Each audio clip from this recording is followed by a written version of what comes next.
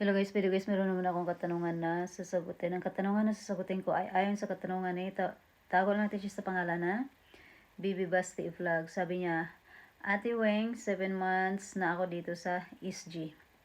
What if ate gusto ko umuwi tapos mag-exit ako sa Malaysia at bumalik sa SG para maghanap ng trabaho? Pwede po ba yun? Hindi ko siya i-advise kasi ganito yun. Kung i-break mo yung kontrata mo, tapos ang plano mo ay mag-exit ka ng Malaysia, kailangan mo kasi ipaalam yan sa employer mo, or kailangan kasi ipaalam ng employer sa MOM na nasa Malaysia ka mag-i-exit or magre-repatriate. Kumbaga kung doon ka dadaan para umuwi ng Pilipinas.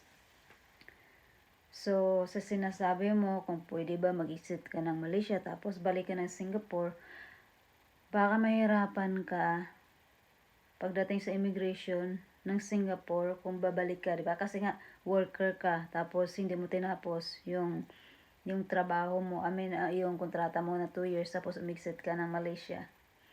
Kailangan kasi, ang pinakamaganda mong gawin, kung ang plano mo lang naman ay umexit ka lang ng Malaysia, dapat maghanap ka muna ng employer.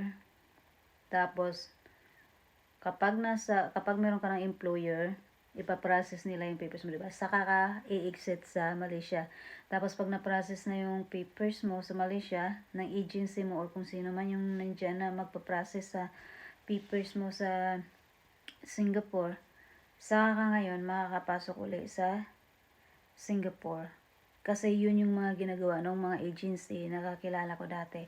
Kapag sabihin na natin, nag-break ng contract yung kasambahay, tapos nakahanap ng panibagong employer, kailangan nila talagang umexit sa Singapore. Tapos doon muna sila sa habang pinaprocess pa yung paper, doon muna sila sa Malaysia. Tapos pagtapos na, saka sila babalik sa Singapore para magtrabaho. Kasi kung wala kang kung wala kang visa sa Singapore, mahirapan ka pumasok. Lalong-lalo na ikaw, meron ka ng record sa Singapore. So, ang i-advise ko sa'yo, hanap ka muna ng employer, tapos saka ka mag-exit ng Malaysia. Pero yung plano mo na, i-exit ka ng Malaysia, tapos babalik ka na Singapore para maghanap ng trabaho, medyo delikado. So, maliban na lang kung meron kang maipapakita na sasabihin na natin nasa Malaysia ka, tapos sasabihin mo na magtuturist ka lang sa Singapore. Kung magsasabi ka na magtuturist ka lang sa Singapore, kailangan meron ka rin maipapakita na yung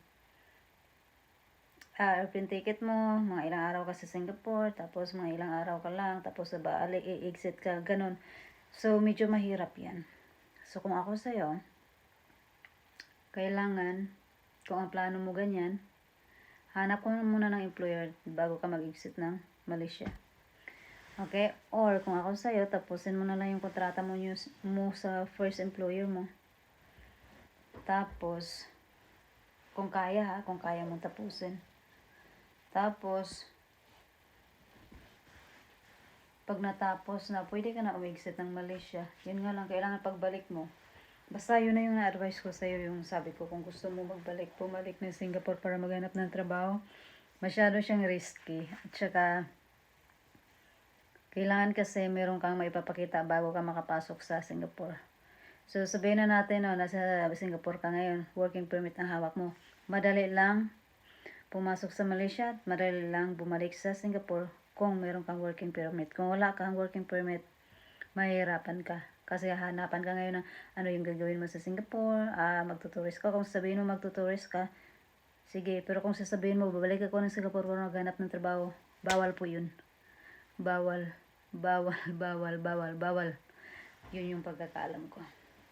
Okay, ma'am. So, nasa iyo kung gagawin mo yung advice ko. Pero para sa kaligtasan mo, kung gusto mo mag-break ng kontrata sa first employer mo, pwede naman na maghanap ka ng panibagong employer. I-break mo lang yung kontrata ng una mong kontrata, tapos balik ka sa agency, tapos hanap ka ng employer, ganun lang. Okay, ma'am, sana sagutin ko tanongan mo. Pero kung meron ka pa ibang katanungan, just comment below lang. See you, have a good day, bye bye.